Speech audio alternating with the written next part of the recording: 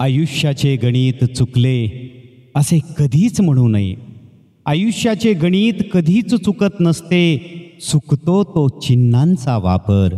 बेरीज, वजाबाकी, गुणाकार, भागाकार ही चिन्हे योग्य पद्धतीने वापरली की उत्तर सुद्धा मनासारखे येत असते.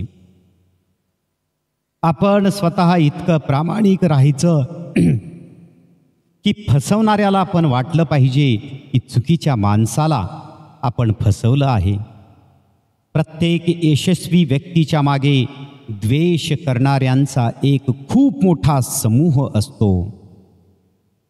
बरं झालं तू मला माझी लायकी दाखवलीस, नाहीतर मला वाटलं होतं की खरंच मी तुझ्यासाठी खूप स्पेशल आहे.